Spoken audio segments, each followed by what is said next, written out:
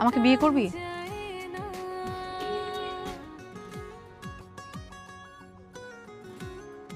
তোকে বিয়ে করার সাধ্য করা আছে? এই যে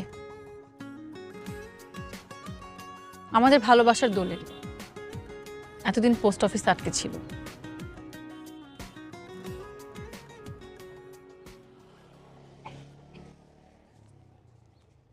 তার মানে একটা চিঠিও তুই বলিসনি?